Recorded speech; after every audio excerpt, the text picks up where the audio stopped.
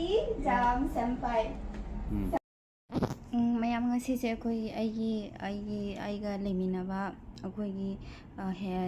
ꯑꯩꯒꯤ ꯍꯦꯜꯞ ꯇꯧꯕꯤꯕ ꯏꯕꯨꯁꯦ ꯃꯥꯁꯦ ꯂꯨꯍꯣꯡꯗꯧꯔꯦꯕ ꯃꯥ ꯂꯨꯍꯣꯡꯗꯧꯔꯦ ꯑꯗ ꯃꯥꯁꯦ ꯍꯌꯦꯡ ꯂꯨꯍꯣꯡꯅꯤ ꯍꯥꯏꯌꯦꯕ ꯑꯗꯨꯗꯨꯅ ꯃꯥ ꯁꯨꯇꯤ ꯅꯨꯃꯤꯠ ꯅꯍꯥꯟ ꯂꯥꯛꯑꯝꯃꯦ ꯅꯣꯡꯃꯥꯏꯖꯤꯡꯗ ꯃꯥ ꯑꯗꯨꯒꯤ ꯐꯨꯀꯠꯅꯕ ꯃꯥꯅ ꯍꯥꯏꯔꯤꯕ ꯃꯥ ꯅꯣꯡꯃꯥꯏꯖꯤꯡꯗ ꯑꯩ ꯁꯨꯖꯒꯦ ꯅꯍꯥꯟꯃꯨꯛꯀꯤꯗꯣ ꯃꯥ ꯂꯥꯛꯑꯦꯕꯀꯣ ꯑꯩꯅꯗꯤ ꯁꯨꯇꯤ ꯂꯧ ꯍꯥꯏꯕꯅꯦ ꯑꯗꯣ ꯃꯥ ꯑꯗꯨꯝ ꯂꯥꯛꯆꯩꯌꯦꯕꯀꯣ ꯑꯗꯣ ꯌꯥꯝ ꯅꯨꯡꯁꯤ ꯌꯥꯝ ꯐꯩꯌꯦꯕ ꯃꯥ ꯑꯩꯒꯤ ꯃꯅꯥꯛꯇ ꯂꯩꯔꯤꯁꯦ ꯆꯍꯤ 4 ꯁꯨꯔꯛꯑꯦꯕ ꯑꯗꯣ ꯃꯥ ꯂꯥꯛꯑꯦ ꯃꯥ ꯑꯗꯨꯗꯨꯅ ꯃꯥ ꯅꯍꯥꯟ ꯅꯣꯡꯃꯥꯏꯖꯤꯡꯗꯣ ꯂꯥꯛꯑꯦ ꯑꯗꯣ ꯍꯥꯏꯔꯛꯑꯦꯕ ꯃꯥꯁꯦ ꯂꯨꯍꯣꯡꯗꯣꯏꯅꯤ ꯑꯗꯣ ꯑꯩ ꯁꯨꯇꯤ ꯅꯣꯡꯃ ꯑꯃꯈꯛꯇ ꯂꯧꯖꯒꯦ ꯑꯗꯨꯒ ꯇ꯭ꯋꯤꯁꯗꯦꯗ ꯂꯥꯛꯀꯅꯤ ꯍꯥꯏꯔꯛꯑꯦꯕ ꯑꯩ ꯑꯗꯨꯗꯒꯤꯗꯤ ꯉꯁꯤ ꯑꯩꯅ ꯃꯥꯒꯤ ꯒꯤꯐ ꯃꯆꯥ ꯑꯃ ꯄꯤꯕꯤ ꯑꯗꯨꯒ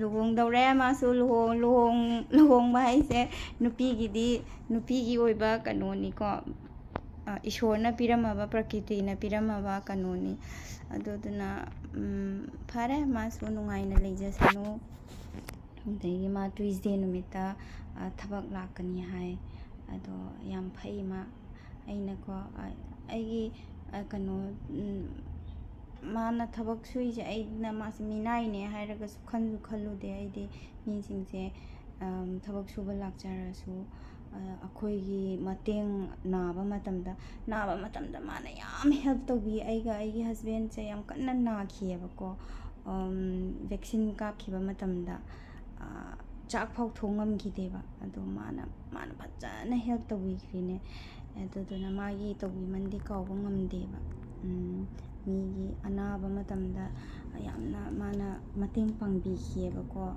ꯅꯤꯗꯁ ꯑꯣꯏꯕ ꯃꯇꯝꯗ ꯄꯩꯁꯥꯒꯤ ꯋꯥ ꯅꯠꯇꯕ ꯃꯤꯒꯤ ꯍꯥꯏꯕꯗꯤ ꯅꯥꯔꯛꯄ ꯀꯅꯥꯝꯇ ꯂꯩꯇꯕ ꯃꯇꯝꯗ ꯆꯥꯛꯈꯣꯝ ꯑꯃ ꯐꯥꯎ ꯃꯣꯏꯅ ꯊꯣꯡꯗ꯭ꯔꯁꯨ ꯑꯩꯈꯣꯏꯒꯤ ꯃꯇꯦꯡ ꯍꯥꯏꯕ ꯑꯃꯗꯣ ꯇꯧꯕꯤꯈꯤꯕꯗꯣ ꯑꯗꯨꯒꯤ ꯃꯃꯜꯗꯤ ꯃꯥꯁꯨ ꯏꯁꯣꯔꯅ ꯎꯕ ꯑꯣꯏꯁꯅꯨ ꯃꯥꯁꯨ ꯅꯨꯡꯉꯥꯏ ꯌꯥꯏꯐꯅ ꯂꯩꯕ ꯑꯣꯏꯁꯅꯨ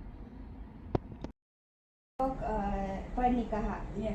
Oke, ini selamat pernikahan. Hati-hati jam sampai jam berapa? Cumi sampai jam 4. Terima. Sampai jam 4. Ya, udah. Ada teh masuk juga kena. Oke. Oke. Terima kasih madam. Makasih ya, makasih ya.